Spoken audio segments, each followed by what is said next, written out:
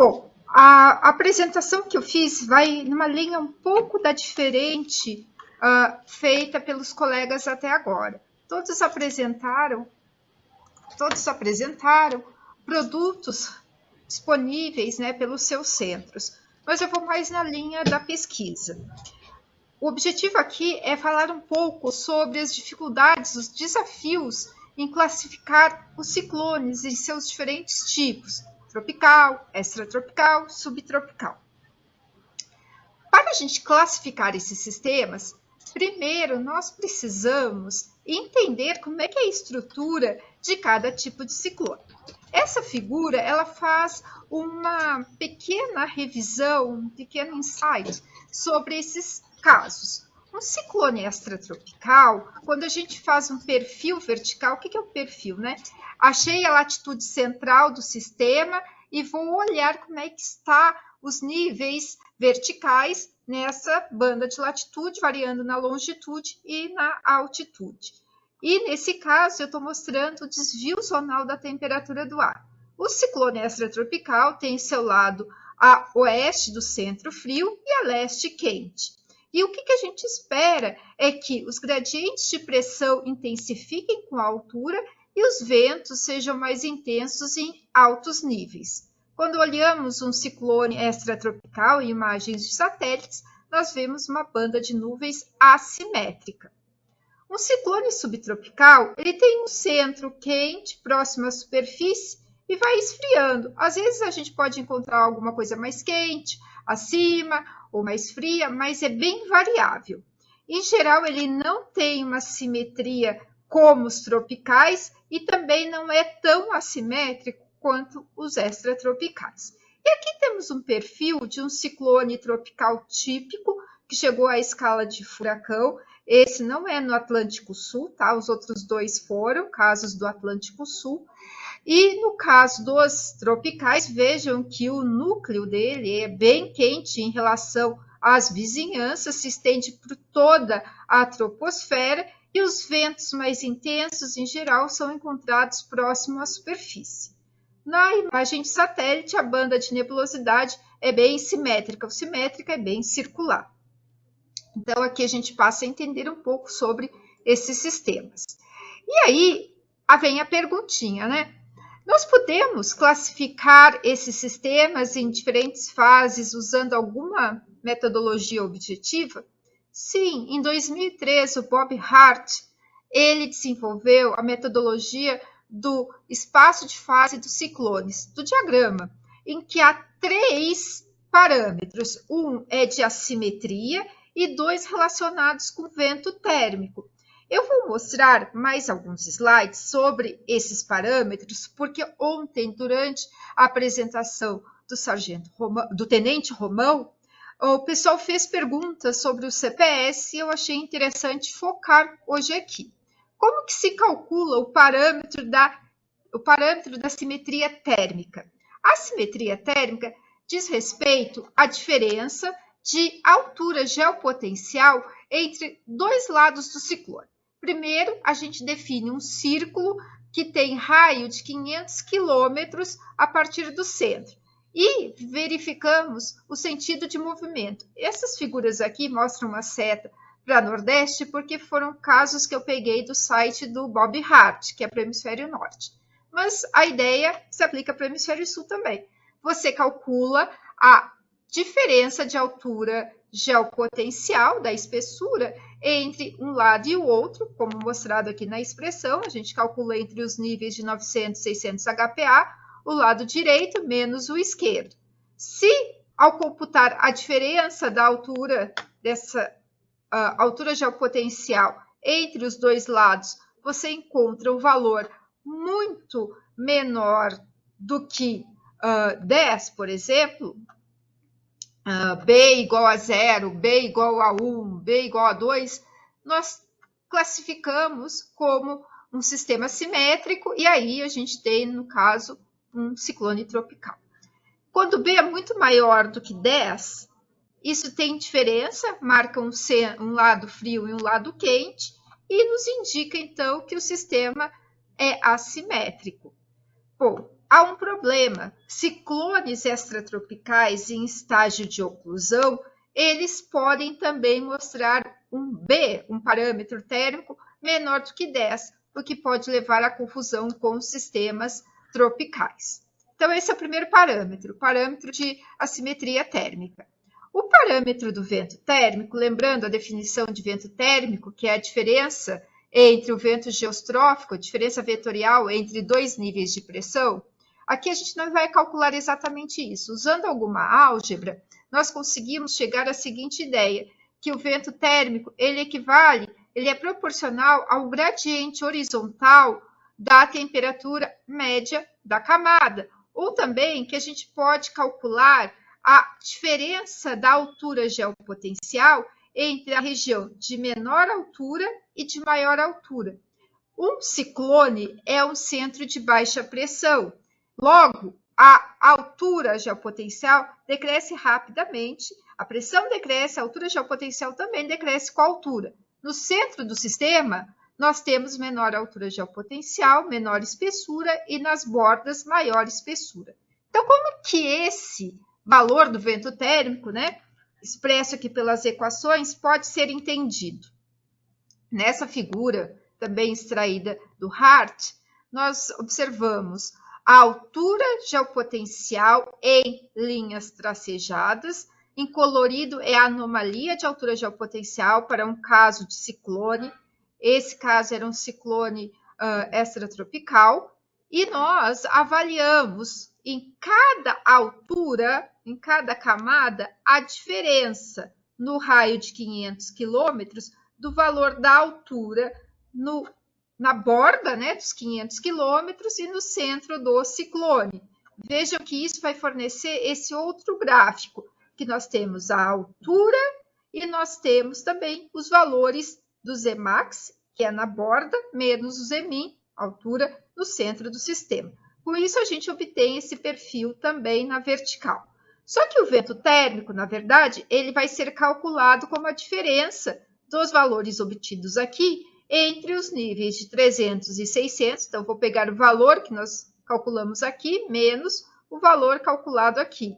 E aí eu obtenho o que a gente chama de VTU, o vento térmico do nível superior. E o vento térmico do nível inferior é a diferença entre 600 e 900 HPA.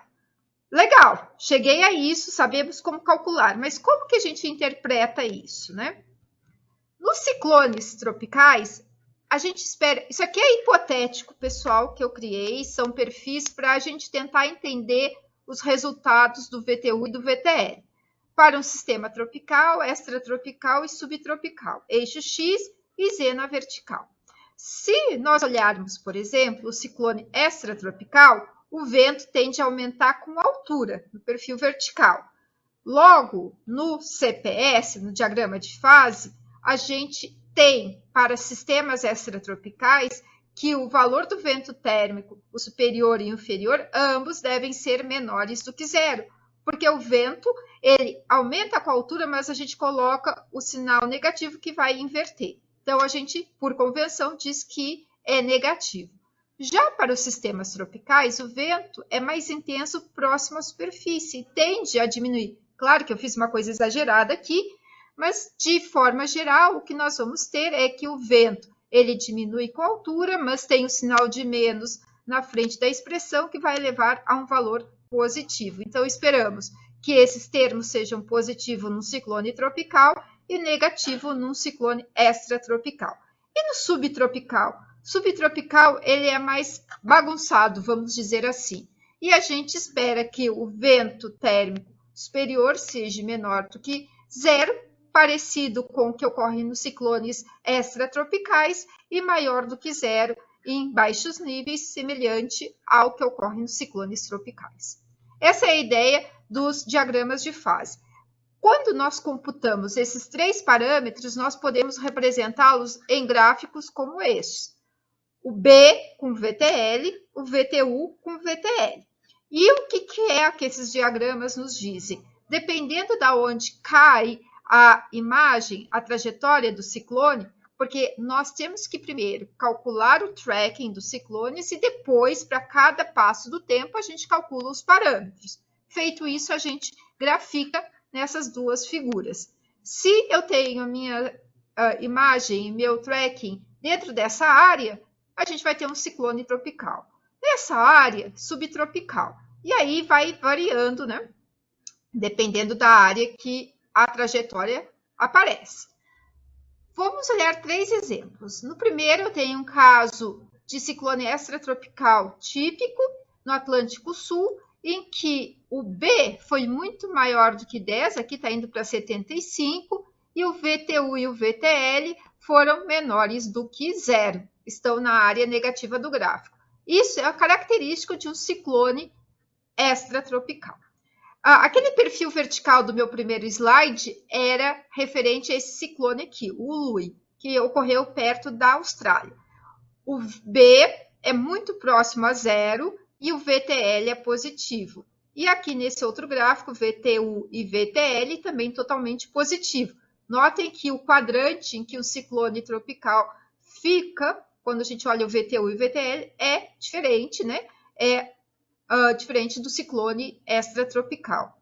E os subtropicais? Gente, subtropicais são danadinhos. Eles ficam na interface dos eixos. Nesse caso aqui, o B foi menor do que 25 e o VTU e o VTL, nós temos critérios especiais para a bacia do Atlântico Sul que foram desenvolvidos pelo Felipe Gotzo em 2014, colaboradores. Ele rastreou vários ciclones e fez a análise visual e comparou com o CPS e ele chegou a umas adaptações dos parâmetros. E aí nós temos que vento térmico superior menor do que menos 10 é indicativo de ciclone subtropical e VTL maior do que menos 50 de ciclone subtropical também. Bom, aqui nós temos 3 exemplos, caíram nos valores legais que a gente consegue classificar eles, mas nem sempre isso vai ser obtido. Nós temos limitações. Por exemplo, o Hart fala no artigo dele que o ciclone, o diagrama de fase, ele é dependente dos dados que nós usamos para calcular os parâmetros. E que os 3 parâmetros nem sempre vão responder, explicar todos os aspectos do desenvolvimento do ciclone, sendo necessário analisar outras variáveis. Entretanto, esses parâmetros, eles conseguem explicar uma boa variância de muitos sistemas. Do meu lado prático, do que eu e as pessoas que trabalham comigo, os alunos, professores, nós temos observado. Bom, na metodologia diz para usar 500 quilômetros a partir do centro do sistema para calcular os parâmetros B, VTU e VTL. Só que esse 500 quilômetros, ele funciona se é um ciclone extratropical, se é um ciclone tropical de boa magnitude não, grandeza, né, espacial. Porém, para sistemas menores, como os Medcanes no Mediterrâneo, ele não é muito bom. A gente tem que adaptar, porque os sistemas são menores e isso acaba, esse raio de 500 quilômetros, acaba não sendo representativo do sistema em si. Bom, também há diferenças, né, sensitividade nos parâmetros utilizados. Eu vou mostrar durante a apresentação que tem um overlap, uma sobreposição dos critérios de ciclone subtropical e tropical. E o que dificulta a gente usar isso para uma classificação automática, objetiva de vários sistemas na climatologia, por exemplo. Também é muito difícil obter um parâmetro de B, um valor para VTU e VTL que seja universal para todas as bacias oceânicas. Durante o 10º workshop de ciclones tropicais da WMO, foi feita uma recomendação para tentar chegar a critérios universais, mas a prática tem nos mostrado que isso não é possível, que nós temos que fazer estudos por bacias oceânicas e identificar as características pontuais de cada bacia para definir os critérios. Vamos falar então do ciclone subtropical para tropical, que foi o Acará. O Acará aqui tem um tempo dele, que é dia 19 de fevereiro de 2024, às 12 UTC, ele já está bem desenvolvido, que é a imagem que eu coloquei na página de apresentação, de abertura, né, desse nosso encontro. E, na sequência, eu mostro para vocês as imagens de satélite ao longo do ciclo de vida do Acará. Veja que nesse momento fica bem complexo, né? Se você olhar só essa imagem, você vai se perguntar, nossa, quem é o Acará? Esse ou esse? Mas como eu já tinha mostrado aqui as linhas de pressão, próximo ao Rio Grande do Sul, é claro que o Acará é esse aqui. Só pelas imagens de satélite, pelos campos sinóticos de pressão ou espessura da camada, é difícil a gente definir as fases do ciclone. Para isso, a gente vai e utiliza a metodologia do HART, o Cyclone ou Phase Space ou CPS. Nessa metodologia, no caso do Acará, nós obtivemos esses dois diagramas. O B está representado neste lado, VTL aqui. E este diagrama é o VTU e o VTL. A bolinha em vermelho inicia a trajetória, né, o primeiro tempo de vida do ciclone. E a amarela é quando ele tem seu decaimento. Isso em ambas as figuras. Notem uma coisa. A linha cinza, ela delimita o valor de 10. Menor do que 10, B menor do que 10, é propício a sistemas tropicais. E aqui a linha está em 0, delimitando quando VTU é positivo e negativo e VTL é positivo e negativo. Vamos observar vamos fazer uma primeira análise. Se nós considerarmos a classificação, a definição rígida, estou chamando de rígida, mas é a definição básica que nós encontramos nos artigos do HART. Considera-se um ciclone tropical quando B é menor do que 10 e o VTL maior do que 0 e VTU maior do que 0. A área que corresponde a esses critérios está destacada aqui em rosado. Baseado nesses critérios, o ciclone ele tem B durante quase todo o seu ciclo de vida, menos no último estágio, no último tempo, como ciclone tropical. Quando nós olhamos o VTU, já é mais limitante.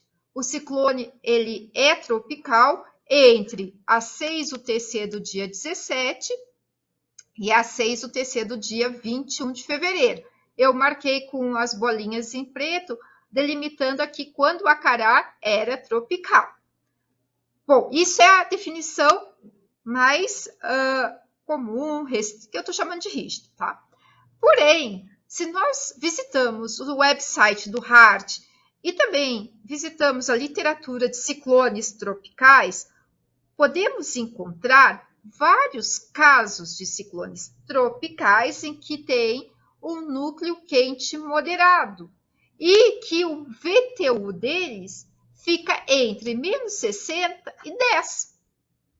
Puxa, fica entre menos 60 e 10, agora já mudou a área de classificação. Eu estou olhando essa área que tem uma interface com a classificação de tropical, mas também estou indo para uma outra região. Se nós considerarmos esses critérios, 18 horas após a gênese, o Acará já seria tropical. Vejam a dificuldade. Se nós formos restritos, temos um período para considerar como início da fase tropical. Se não formos tanto, temos outro. E ainda tem uma outra informação. Se considerarmos as definições de ciclone subtropical, subtropical são as áreas indicadas pelas linhas verdes tracejadas. Temos aqui nesse diagrama a sobreposição de 3 definições. E o que fazemos para definir o início da fase tropical? Eu não posso simplesmente pegar e o que me der na telha eu selecionar dizendo que é o início da fase tropical. Não posso fazer isso. Eu preciso ter uma análise adicional. A minha sugestão, que funciona bem, é a análise do perfil da temperatura, do desvio zonal da temperatura do ar. Nós plotamos no eixo X o tempo e no eixo Y, os níveis verticais. E isso, para cada camada, eu calculei o desvio zonal da temperatura do ar. E o que a gente encontra neste gráfico? Que em um dado momento, no início do ciclo de vida do ciclone, ele possuía ar quente, ele possuía um desvio quente perto da superfície e um desvio frio mais acima, em níveis médios tendendo aos altos, que é a característica de fase subtropical, quente em baixos níveis e frio e médio em níveis mais altos. Só que essa característica ela muda, ela se altera, e a partir do dia 17 às 6 UTC, nós começamos a observar que a troposfera média e superior está mais quente e em baixos níveis está frio. Isso pode caracterizar um ciclone tropical? Sim, se nós analisarmos vários casos de ciclones tropicais, a perda de energia por evaporação, ela acaba causando uma região fria nos ciclones tropicais perto da superfície. Então, não está incoerente. Oi, Michele, mais 4 minutos, ok? Ok. Ao passo que nós vamos para o dia 19, 20, vejam que esse perfil, ele intensifica, ele se torna mais quente. E depois, notem que há um resfriamento da troposfera, parte superior para a média. E continua quente em baixos níveis. Com esse perfil, a gente consegue delimitar. E se eu usar os critérios da definição mais rígida, o diagrama do perfil vertical se enquadra perfeitamente. Eu tenho uma região de ar quente e frio, fase subtropical. A partir do dia 17 a 6 UTC, fase em que a atmosfera média e superior está bem quente, com período de maior intensificação no dia 19 e 20. E depois uma mudança de padrão. Fechou com a classificação clássica. Mas esse caso fecha com a classificação clássica. Porque se nós formos olhar o caso do Iba, que foi o primeiro ciclone tropical com ciclogênese já na fase tropical, nós vemos o diagrama do desvio zonal da temperatura do ar, com ele todo quente, e o VTU não está acima, não está positivo. Ele fica na interface do diagrama. Então, veja como é complicado usar os critérios de forma objetiva em climatologias extensas. Esse tipo de análise é pontual. Eu estou fazendo para casos isolados. Mas quando a gente trabalha com uma grande base de dados, dados de simulações, projeções climáticas, é inviável fazer esse tipo de análise. Mas a gente tem que começar a considerar algum ajuste, algum dado a mais nos algoritmos para conseguirmos classificar de forma mais adequada esses sistemas. Como eu estou acabando, eu só tinha colocado alguns outros casos para mostrar para vocês. Eu já vou direto, então, para a conclusão. Os estudos de caso mostram que há limitações no CPS. Por exemplo, usar aquele raio de 500 quilômetros se nós estivermos trabalhando com ciclones com um diâmetro limitado, como o caso dos Medicanes no mar Mediterrâneo. A gente deve usar, eu não estou dizendo que nós não vamos usar o CPS em climatologias com vários anos. Nós vamos utilizar, vamos continuar utilizando. Ele é bom para achar os ciclones extratropicais, ele nos ajuda a identificar esses outros tipos de sistemas, mas casos de oclusão, ele tem limitação, pode confundir com o sistema tropical, e mesmo o ciclone tropical, ele pode ser confundido com o sistema subtropical, dependendo lá dos critérios. Nós temos que usar, então, com cuidado. A vantagem dessa metodologia é que ela é simples de implementar. Uma vez que a gente já tem o tracking do ciclone, a gente só vai precisar de altura geopotencial em 3 níveis para aplicar o CPS. Minha mensagem aqui é: vamos olhar com atenção e tentar desenvolver uma metodologia adicional, juntar o CPS com algum outro critério para melhorar, então, a classificação dos sistemas. Obrigada pela atenção e também pelo convite para estar aqui nessa tarde com todos vocês. Muito bom, Michele. Obrigado pela apresentação. Vamos agora para as perguntas. Deixa eu só compartilhar a tela com as perguntas. E a primeira seria: os ciclones que passam por transições, ciclones híbridos, possuem uma classificação bem definida? Como distinguir esses sistemas de forma eficaz e padronizada? Exatamente, é o foco da apresentação, porque é bem difícil. O CPS, quando você pega um caso individual para estudar, você pode olhar tanto os diagramas, quanto fazer campos específicos para definir, como eu mostrei do perfil vertical do desvio zonal da temperatura. Aí você consegue, olhando a estrutura, está quente em toda a troposfera, está frio e quente, que são as características básicas. Porém, em climatologias muito extensas, você não vai conseguir fazer isso. Mas a ideia é que a gente consiga pegar, pelo diagrama de fase, olhar a transição. Eu tenho uma estrutura subtropical e agora eu tenho uma estrutura tropical. Você põe no seu código os parâmetros e ele vai separar. Mas isso não quer dizer que está 100% correto. Perfeito. Obrigado, Revoita, pelo conteúdo. Esse padrão de classificação que você apresentou é válido para qualquer oceano? Quando nós utilizamos o que eu chamei de critérios mais restritos, ou que é o básico dos artigos do Bob Hart, do Guichard, VTU menor do que zero e VTL menor do que zero para tropicais, maior do que zero para tropicais, menor do que zero para extratropicais, é válido. O problema é o caso dos ciclones subtropicais, que esses sim merecem atenção para a gente tentar ter uns critérios mais adequados. E não dá, cada bacia oceânica tem suas particularidades. Eu não consigo aplicar os mesmos critérios aqui, em termos de ciclone de raio, para os ciclones do Mediterrâneo. Lá são muito menores em escala. Mas a questão de VTU, VTL maior ou menor do que zero é o amplo, vai pegar os sistemas. Mas será que vai pegar na fase adequada? Será que não vai ter um delay? Esse é o ponto que eu estou tentando chamar a atenção aqui. Excelente. Existe uma classificação para ciclones polares, especialmente no Ártico e na Antártica. Eles se encaixam nos critérios tradicionais de ciclones extratropicais? Os ciclones polares, eles são tipo os Medcanes, baixas fechadinhas, frias.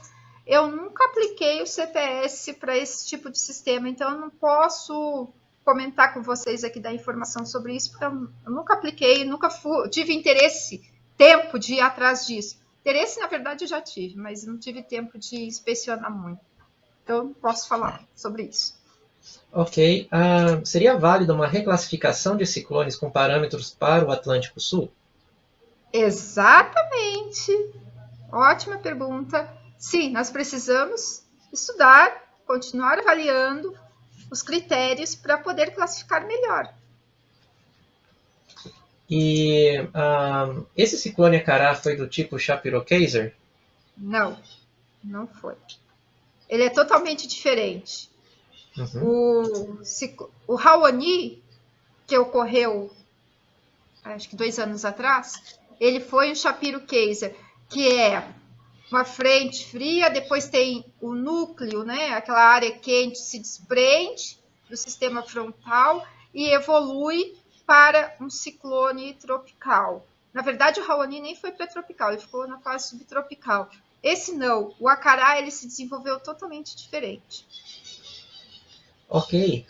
Michele, você inseriu essa metodologia de identificação no CPS? Você já calcula todo o CPS em Python ou R? Tem já um código para calcular em Python. Eu estava usando, meus trabalhos anteriores eu usava o Grades, que era os códigos disponibilizados no site do Bob Hart. Mas esse ano eu tive a oportunidade de participar de um evento na Itália sobre Medcanes, e aí o pessoal me cedeu o código em Python. Aí esse trabalho do Acará eu já fiz em Python, claro que eu validei, comparei com um código em Grades, igualzinho, tá perfeito. Muito bom. Mais um comentário do Daniel. Parabéns pela apresentação, Michele. Sobre a verificação do desvio zonal da temperatura, a média é baseada em qual range zonal? A média zonal de toda a latitude? Não, não é do globo todo. Em geral, a gente pega 8 graus a partir do centro do sistema. 8 graus para a direita, 8 graus para a esquerda. Ok. E a última sem pergunta... incluir gente, perdão. mas tem que ter cuidado. Eu lembrei de um detalhe. Tem que incluir um ifzinho, se for fazer isso no código, para não considerar a área continental, porque a temperatura do continente é bem diferente do oceano, e se você considerar a temperatura do continente, vai dar uns resultados bem estranhos. Então, sempre excluindo a área continental quando fizer os perfis. Ok, e uma última pergunta. Parabéns pela apresentação. Existe alguma cooperação entre essa pesquisa e estudos com órgãos operacionais para testar essas análises? Com órgãos operacionais, ainda não, mas a gente vem testando, grupo da USP, eu também faço parte, e com pessoas ligadas ao Comitê de Clima Tropical da Organização Meteorológica Mundial. A gente vem trabalhando nas diferentes bacias oceânicas para tentar melhorar a classificação, porque sempre gera dúvidas. E os critérios não são amplos. Inclusive, o ano passado, 2022, no relatório que foi fornecido no evento dos ciclones tropicais, há recomendação para mais estudos nessa linha para a gente tentar avançar no conhecimento. Então, está aberto. Vocês podem também contribuir. Quem achar coisas diferentes, quem estiver trabalhando nisso, pode entrar em contato comigo também, que vai ser de grande valia para a gente melhorar o conhecimento. Há algum tipo de relação com a anomalia de TSM no Atlântico ou de ENSO com a frequência dos ciclones? Bom, as TSMs não são um fator preponderante para a formação de ciclones subtropicais ou desses tropicais no Atlântico. Em geral, a gente vai ter que ter ou uma forçante de níveis médios e altos, como um cavado, uma cutoff low, ou muito. O Acará, por exemplo, ele vai se formar porque havia passado uma frente fria e depois ficou uma região de cisalhamento do vento que gerou vorticidade ciclônica. A partir daquela anomalia de vorticidade e também com um pouquinho de divergência que ainda tinha na atmosfera superior, foi inicializado o Acará. Mas as TSMs não são dominantes, elas podem ter aí um papel até secundário, mas primordial não. E com o El Niño Oscilação Sul, eu já calculei isso. Outro dia também, acho que eu tive uma discussão disso com o Celucci. A gente estava conversando, trocou uns e-mails, sobre El Niño. A fase positiva do El Niño, as pessoas acham que a chuva no sul pode ser porque tem mais ciclones perto do Rio Grande do Sul. Mas não é. O El Niño, quando tem a fase quente, né, águas quentes no Atlântico, ele promove uma dispersão de ondas que fica com uma fase ciclônica, uma anomalia ciclônica perto do sul do Brasil. E essa anomalia ciclônica ela é importante para ajudar a canalizar o jato de baixos níveis. Então, as chuvas no sul do país, na Argentina, norte da Argentina e Uruguai, são devido a esse caminho do jato de baixos níveis que fica favorecido pela anomalia. Mas os ciclones em si, você não vê maior frequência deles nessa região por causa de El Niño. Temos mais uma pergunta, Michele. Esse código do CPS pode ser disponibilizado com a comunidade? Para a comunidade? Eu preciso perguntar para quem me cedeu se eu posso disponibilizar. Acho que não tem problema, mas eu primeiro preciso consultar, tá? O Ingrad está disponibilizado no site. Agora, esse em Python foi uma pessoa que ela traduziu e disponibilizou para um grupo, então eu tenho que verificar primeiro e depois, se puder, eu repasso. É a primeira vez que alguém me pergunta isso, desculpa que eu não tenho a resposta. Não, tudo bem. Michele, muito obrigado novamente pela disponibilidade, pela excelente apresentação e ótima interação com a comunidade no evento de hoje.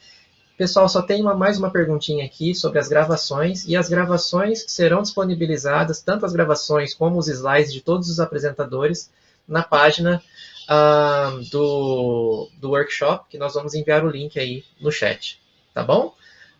Obrigado, Diego, Michele. queria agradecer mais uma vez a vocês pelo convite e peço novamente que, se o pessoal tiver alguma contribuição, a sugestão, que pode entrar em contato, que serão muito bem-vindas e ajudarão a gente aí nos trabalhos.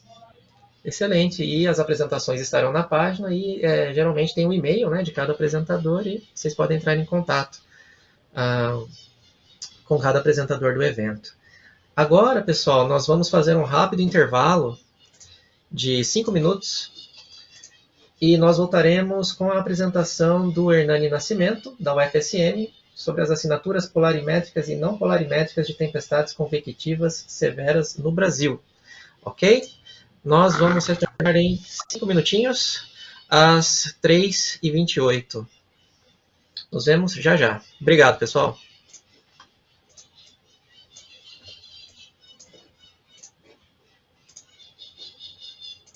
Oi, Diego, obrigada.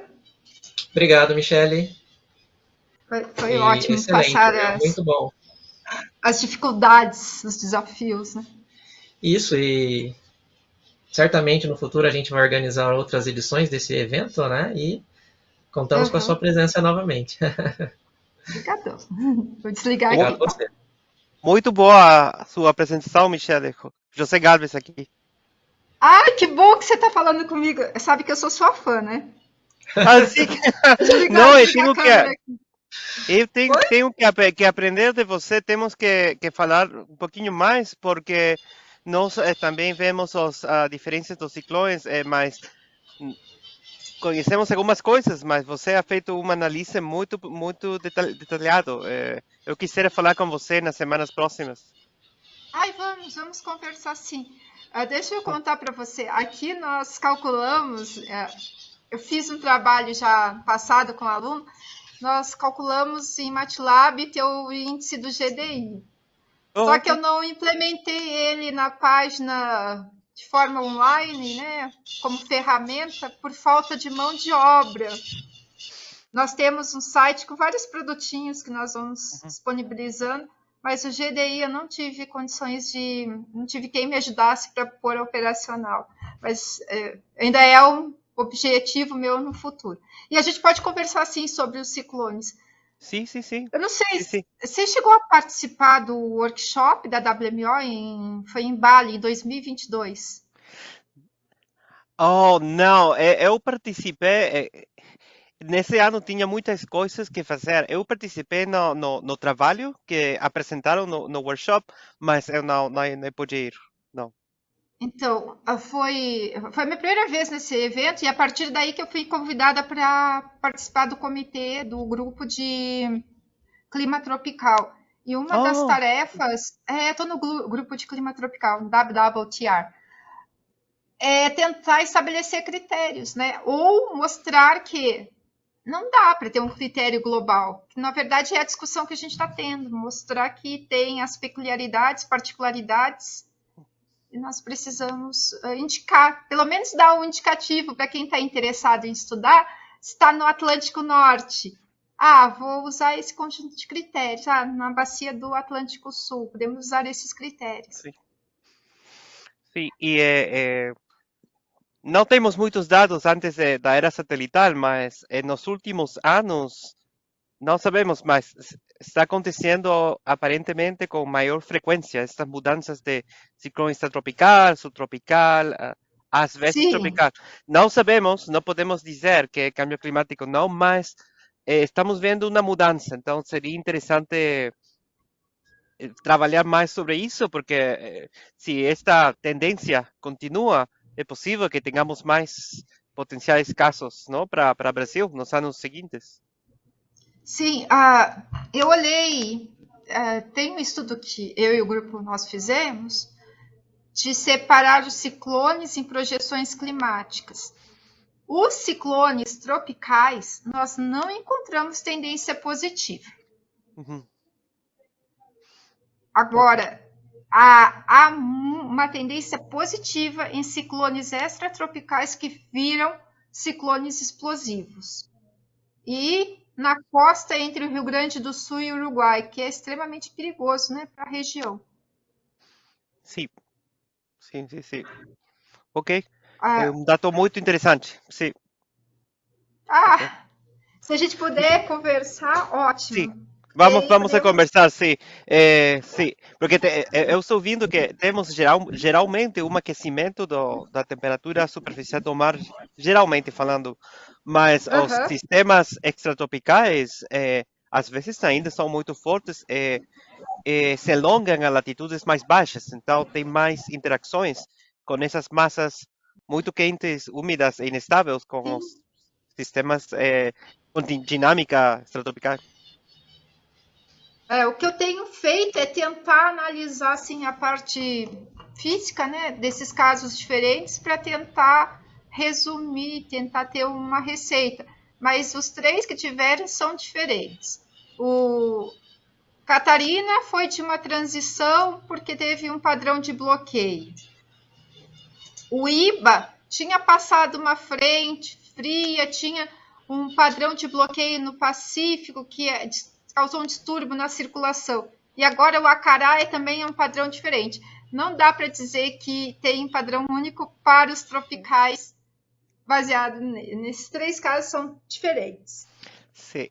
La muestra, how do you say muestra en portugués? Sample, A mostra, estatísticamente no significante, muy pocas. três casos No, sí, diferentes. sí. Necesitamos décadas de datos para establecer algunas conclusiones, mas Sim. se trabaja con lo que, trabajamos con lo que tenemos. Sim. É o que eu digo. Não vamos ficar sentados de mão cruzada, braço cruzado. Sí, Fazemos o que a gente pode com o que a gente tem. sí, así es. Ok, um gosto. O... Parabéns por muito interessante a apresentação. E todos também. É muito interessante os ciclones, porque nós trabalhamos, como falou o Tenente Romão ontem, nós coordinamos Aham. com elas também na Marinha do Brasil para tentar estar na diferentes pontos de vista para a classificação, que é complicada, não? Então, E é eu, muito bom. Temos que falar depois do workshop. exato. E eu não falei que vocês estão na ponta, né? No olho, vamos dizer, no olho do furacão, porque vocês têm que usar os produtos de previsão para dar o alerta. O que eu faço já é mais tranquilo. Eu já peguei, já aconteceu, já tenho mais dado. Vocês não têm todo o arsenal de dados que, quando eu vou Sim, fazer análise, eu já tenho. Então é bem sim. complicado. Podia ter falado isso, eu esqueci. Sim. Ok, falamos. José, aproveitando, antes de nós retornarmos do break, teve uma pergunta do público sobre os algoritmos utilizados nas ferramentas do International Desks. Se você puder fazer um rápido comentário sobre isso também, antes de nós Sim, sim. retornar, antes da apresentação do Hernani. Sim, que você que eu fale sobre que parte?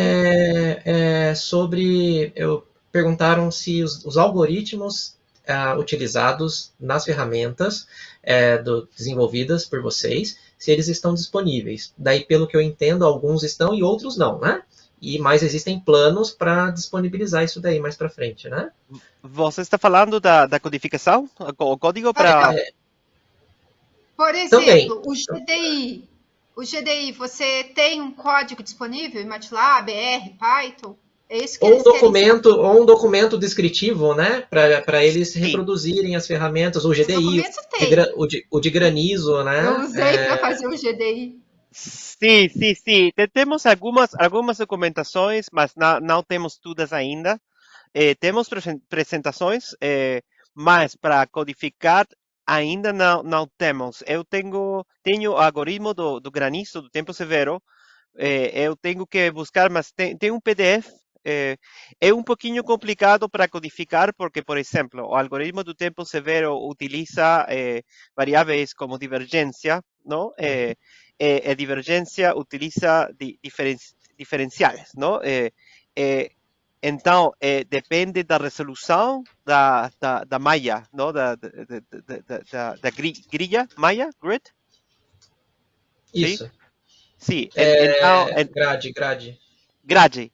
Depende da resolução espacial da grade. Então, é um pouquinho complicado porque os dados vão depender disso. Se você roda, por exemplo, o algoritmo para granizo com dados da resolução muito alta, por exemplo, GFS.25 ou com um modelo WRF, por exemplo, não?